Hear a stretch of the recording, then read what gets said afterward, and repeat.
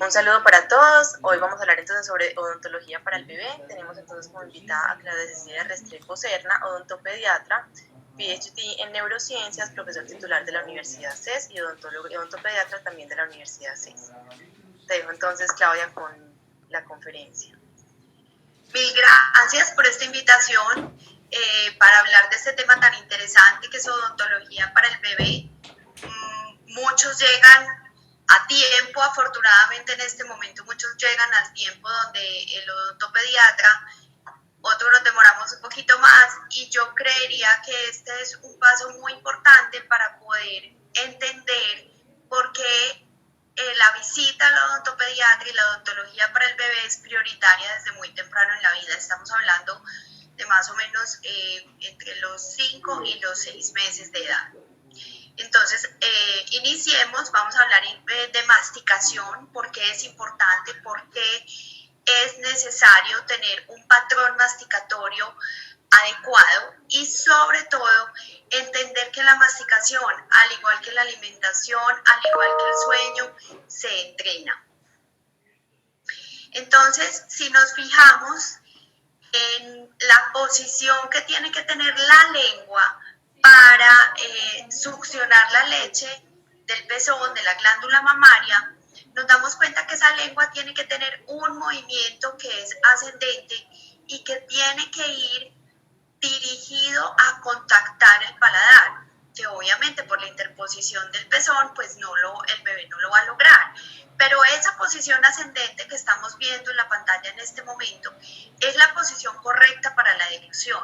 Entonces, la lactancia materna, además de tener unos valores nutricionales excepcionales, un fortalecimiento del sistema inmunológico que es absolutamente clave, también es la forma de enseñarle al bebé el patrón de la lengua para una adecuada deglución.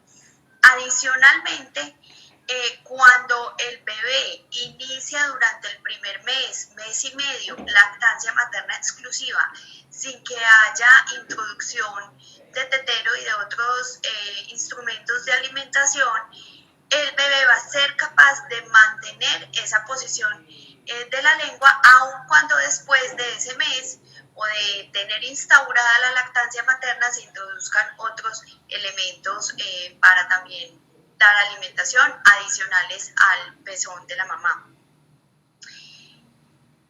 Ahora, si ustedes se fijan, el tetero lo que hace es una inducción pasiva de la succión, donde el bebé prácticamente no tiene que hacer movimientos de los músculos masticatorios. Entonces no estamos entrenando esa musculatura para la masticación y además la lengua se va a posicionar abajo. Voy a volver a poner el video para que se den cuenta cómo el bebé, incluso sin interrumpir su alimentación, puede sacar la lengua y no hay un patronamiento superior de esa lengua, es decir, la lengua no se ubica en el paladar. Y quiero que hagamos un ejercicio, y es que si ustedes cierran los ojos y tragan saliva, degluten saliva, la posición de la lengua va arriba en el paladar, no abajo como lo induciría el tetero.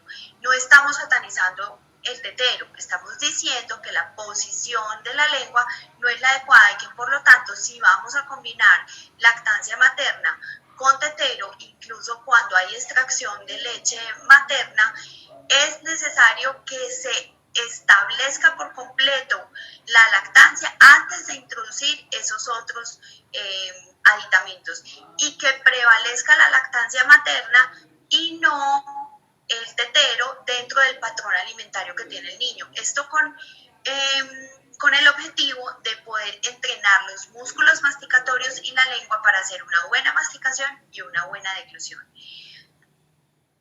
¿Qué pasa? Cuando tenemos otros instrumentos para satisfacer el reflejo de succión, por ejemplo, como es el chupo, es importante también tener en cuenta hasta cuándo lo uso y cuándo lo retiro. Hay muchísima evidencia, cantidad de investigaciones que demuestran que el chupo ayuda a prevenir la muerte súbita. ¿Por qué? Porque induce el reflejo de succión y esto despierta el cerebro. Adicionalmente, también tiene un rol importante en la gestión del reflujo gastroesofágico, que es muy común en lactantes. ¿Por qué? Porque el bebé por reflejo quiere seguir succionando, pero si lo hace siempre del pecho materno, pues va a superar su capacidad gástrica. Entonces las investigaciones hablan que el chupo puede reemplazar, digamos, ser un instrumento para amortiguar ese reflejo de succión cuando ya el bebé está lleno, pero es importante saber cuándo lo vamos a retirar. ¿Cuándo es ese momento? Resulta que el bebé cambia su reflejo alimentario de ser succión a ser masticación, hace como un clic en el cerebro. ¿Cuándo aparece el primer diente? O sea, en el momento que aparece el primer diente, el reflejo alimentario deja de ser succión para convertirse en masticación. Entonces, todo lo que tengamos adicionado no alimentario a la succión debe ser retirado en ese momento. Es decir, el chupo debe ser retirado cuando aparece el primer diente. Esto hablamos de los 5 meses, los 6 meses, los 7 meses. En promedio puede irse hasta los 10 meses, incluso hasta el primer año de vida sin que haya ninguna alteración al respecto. Y ese es el momento de retirar el chupo, para que el cerebro pueda hacer el cambio del reflejo alimentario de la succión a la masticación. Si perpetuamos el uso del chupo, eso no va a suceder. Y este entrenamiento masticatorio que necesitamos de todos los músculos tampoco va a suceder. Ahora, el tetero es un reflejo, es un instrumento alimentario y por lo tanto ese tetero no es estrictamente necesario retirarlo a los 5 o 6 meses, pero es importante tener en cuenta que ahí va a empezar la alimentación complementaria. Y de esta misma forma sí debe disminuir el aporte calórico del tetero para que el bebé pueda recibir de manera suficiente los sólidos. Pero esta inducción pues ya la hace el equipo médico que esté a cargo del bebé.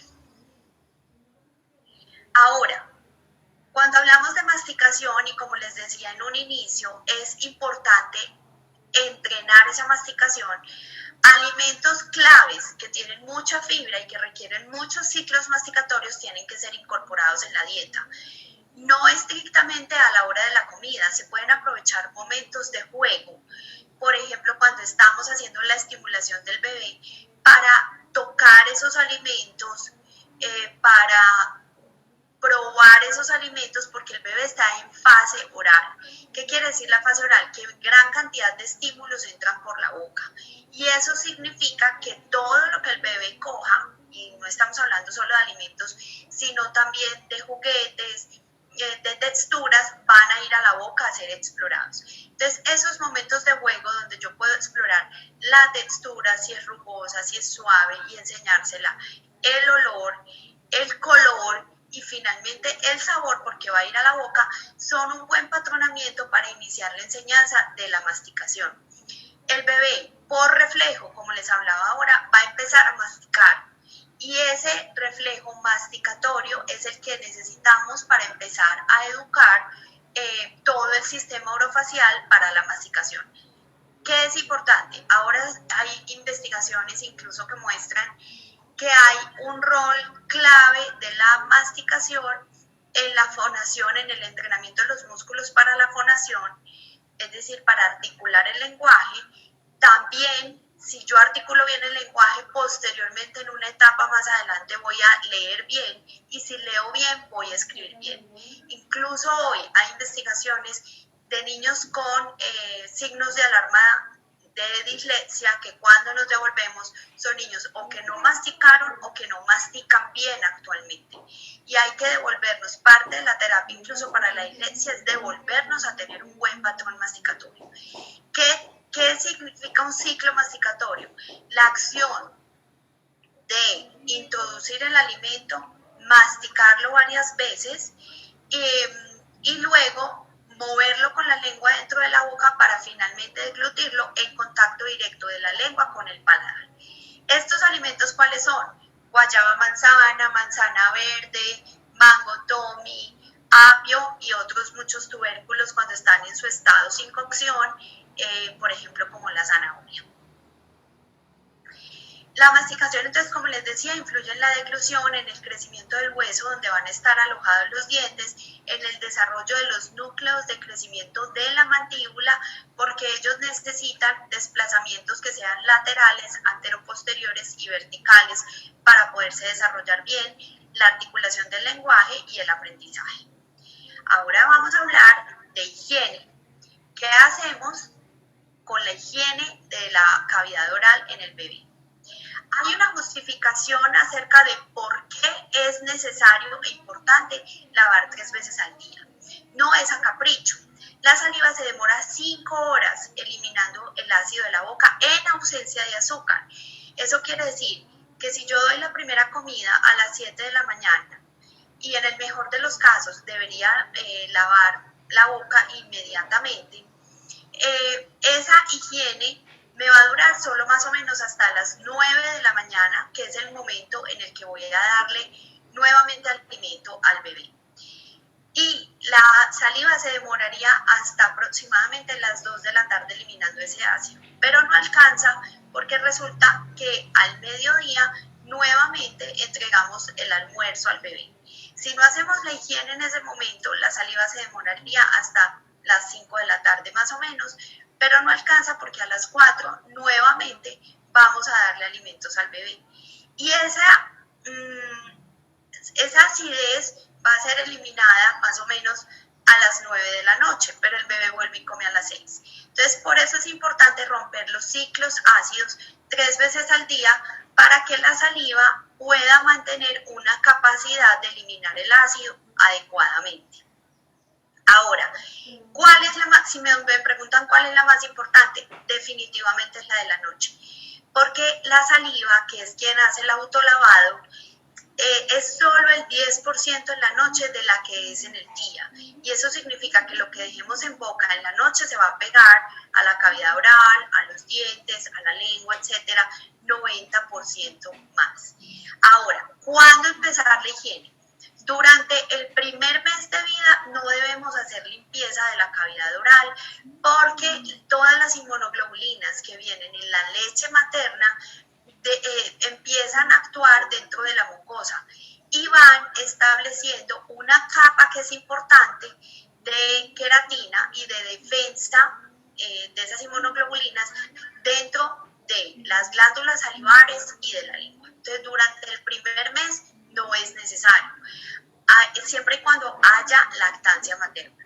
Si hay lactancia de leche de fórmula, sí, porque la fórmula tiene azúcares que no necesariamente son deglutidos de forma adecuada, tolerados de forma adecuada por el sistema gastrointestinal, y además no hay el sistema bacteriano, las bacterias naturales que tienen la boca y el sistema gastrointestinal para hacerse cargo de esos azúcares que están viniendo. Entonces, en la leche de fórmula, sí, desde el día 0 debe ser removido, pero no 3 veces al día, sino una sola vez al día. En el caso de la lactancia materna exclusiva, hasta el mes no empezamos la higiene. Y esa higiene se debe hacer una vez al día. ¿Cuándo empezamos 3 veces al día? Cuando aparece el primer diente. Ahora, ¿cómo lo vamos a hacer? Siempre lo vamos a hacer acostados. ¿Hasta cuándo el niño y el bebé necesitan asistencia? Hasta los 9 años. Ese es el momento en el que hay motricidad fina suficiente para que pueda haber una higiene autónoma, porque se requieren movimientos muy especiales que enseguida les voy a mostrar para que haya una buena eficiencia en esa higiene bucal. Desde recién nacidos hasta la aparición del primer diente lo podemos hacer con un cepillo de silicona que además, fuera de tener un papel preponderante en la higiene bucal, también va a ser un estímulo de la ruptura de fibras en la encía para que puedan salir los primeros dientes. ¿Qué es importante tener en cuenta acá? Que la higiene la vamos a hacer en posición acostados y eso tiene 3 ventajas. La primera, vemos toda la boca, podemos tener acceso a toda la cavidad oral. Segundo, los movimientos que puede hacer el bebé cuando ya sostiene la cabeza, obviamente, y el niño más adelante, laterales, anteroposteriores, son muy riesgosos para que pueda haber un trauma con el cepillado dental. Cuando el bebé está acostado, tiene menor probabilidad de tener esos movimientos, es decir, tenemos mayor control de los movimientos cefálicos del bebé y del niño. Y la tercera razón es que se acostumbran a la posición odontológica y eso mejora su adaptación a la consulta odontológica. ¿Por qué? Porque esa posición de estar acostados genera cierta vulnerabilidad, pero si a mí siempre que me van a mirar mis dientes y me van a hacer la higiene lo hacen acostados, esa adaptación de esa posición permanece en la consulta odontológica y nos va a ayudar a que el niño o el bebé tenga un mejor comportamiento, mayor deseos de asistir a la consulta, etc. Ahora, ¿cuál es el movimiento que debemos hacer para que esa higiene sea eficiente cuando ya aparecen los dientes? Entonces, en el caso que lo vemos en el gráfico de la izquierda, en el caso de las superficies que están por encima de los dientes y por detrás, entonces debemos hacer un movimiento que es circular, pero que finalmente por detrás va a tener el mismo movimiento que por delante, como lo ven en el gráfico de la derecha, que es lavando las encías, haciendo un ángulo de 45 grados y haciendo siempre el movimiento de barrido. Es absolutamente clave ese movimiento de barrido y es absolutamente clave lavar las encías, porque si no lavamos las encías, en los movimientos de gesticulación, hablar, reírse, etcétera, todo esos restos de comida que quedan en las encías y en el fondo de los surcos finalmente van a ir desplazándose hacia los dientes. Entonces, por eso es importante hacer este movimiento tanto por fuera como por dentro de los dientes. Y la parte que está encima de los dientes, en el caso de los dientes inferiores, y debajo de los dientes, esa superficie, en el caso de los superiores, debemos lavarlo con movimientos circulares, ese sí, con movimientos circulares. Y por detrás, los incisivos, es decir, los dientes de adelante, tanto de arriba como de abajo, los vamos a cepillar, yo les digo a las mamás, como ensuciando el espejo, haciendo este movimiento. ¿Cómo vamos a escoger el cepillo cuando ya el niño tiene dientes? Hay cosas importantes, unos criterios importantes. Lo primero es que debemos tener la mayor cantidad de fibras de cerdas posibles. Tener cabeza en forma de diamante, porque esa es la forma que nos va a favorecer cepillar de manera adecuada los dientes de leche, que son como más gorditos que los dientes permanentes. Nos va a permitir también acceso hasta la parte posterior. Debemos tener entre 3 y 4 filas de cerdas y esas cerdas, que deben ser abundantes, también deben ser suaves. ¿Qué más debe tener el cepillo? Mango y cabeza cubiertos de caucho para minimizar el riesgo de trauma. Hace poco incluso tuve un caso donde tuvimos que ir a quirófano con un niño de 18 meses porque dentro del cepillado no se estaba haciendo ni con cepillo recubierto con cabeza de caucho, ni tampoco acostado, sino sentado, y hubo un trauma que requirió una sutura que tuvimos que hacer dentro del quirófano por la delicadeza del procedimiento que teníamos que realizar. Entonces, el mango y la cabeza cubiertos de caucho es muy importante. ¿Cuándo usamos crema dental? Entonces, esto pues es una discusión grande en la literatura odontológica. A partir de los 18 meses usamos crema dental. Antes de los 18 meses no es necesario, a menos que en la consulta se detecte que hay riesgo de caries dental. ¿Por qué? Porque la crema dental con fluoruro es absolutamente indispensable para el control del riesgo y para el control incluso de las lesiones iniciales de caries dental. El flúor es el único mineral, el único componente que está probado que puede hacer gestión, que puede hacer control y tratamiento de la caries dental. Pero, ¿qué sucede? Con el flúor hay dos tipos de intoxicaciones. Una que es agudo, donde me tendría que comer, o el niño se tendría que comer el tubo entero de la crema que están viendo, del tamaño que están viendo en la pantalla. Y esa es una intoxicación aguda, que puede haber neurotoxicidad, puede haber daño al sistema gastrointestinal, incluso puede llegar a ser parálisis el niño o el adulto que lo esté padeciendo. Pero también hay una intoxicación crónica, y esa intoxicación crónica todavía no es clara en la literatura cuánto es la cantidad de flúor que yo tendría que ingerir todos los días para que pudiera haber una intoxicación de ese tipo. ¿Cuáles son las consecuencias? Puede haber fluorosis, que son manchas en los dientes, puede haber daños en uñas, puede haber daños en pelo, en huesos, en tejidos mineralizados.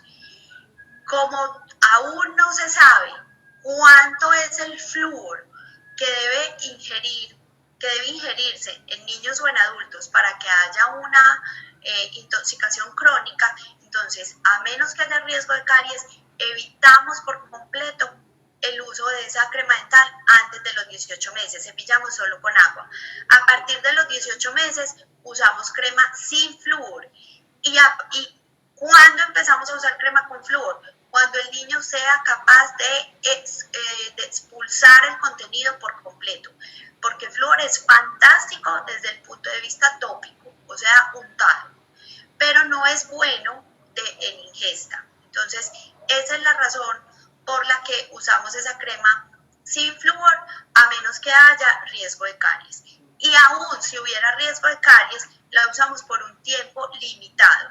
Una vez controlamos el riesgo de caries, volvemos a la crema sin flúor hasta que el niño sea capaz de expulsar completamente el contenido que tiene en boca. Ahora, ¿cuánto usamos? En los bebés que solo tienen incisivos, usamos la cantidad coherente a un grano de arroz crudo. Y en bebés que ya tienen todos los molares primarios, o sea que ya tienen todos los dientes que llamamos de leche, usamos la crema del tamaño de una arveja. En ningún caso usamos el crespo de los comerciales, porque es una cantidad, primero, que no se necesita, y segundo, que es muy difícil de gestionar que no haya ingesta, incluso para los adultos. Entonces, esta es la crema que debemos usar. Con bebés solo con incisivos, un grano de arroz crudo, y bebés que ya tienen todos los molares, y a partir de ahí el contenido coherente con el tamaño de una arveja. ¿Cuándo empezamos el uso de la seda dental? Cuando aparecen los molares, y el principal uso es nocturno. ¿Por qué? Por la misma razón que hablábamos ahora. De noche la saliva es solo el 10% del día, o sea que hay que remover la mayor cantidad de placa posible para la noche. Por eso solamente tendríamos que usarla una vez al día y en la noche.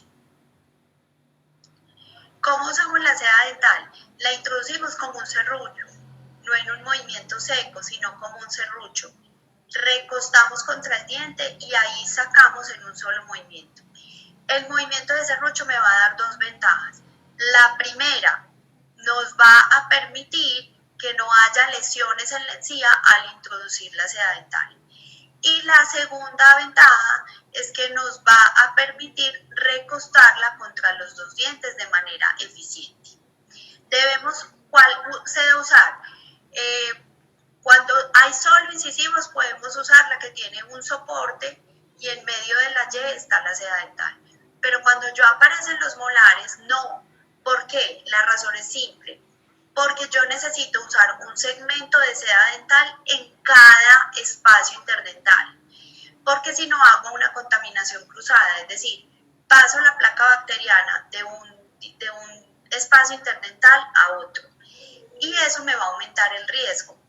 que la puedo lavar, sí, yo la puedo lavar, pero en realidad hay una contaminación bacteriana ahí que no es necesario llevarla a otro diente.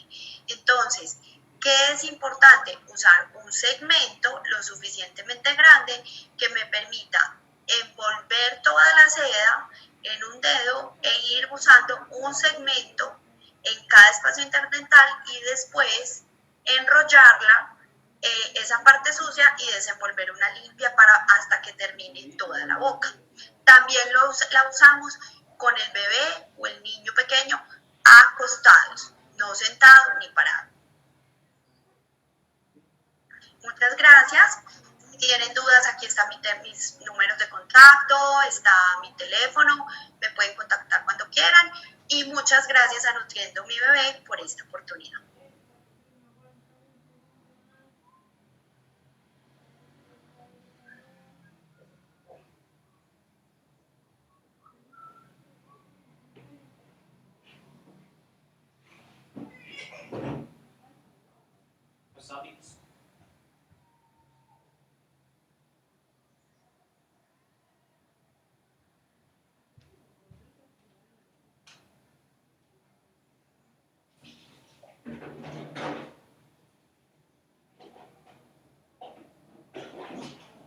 ¿Es algo el gorro?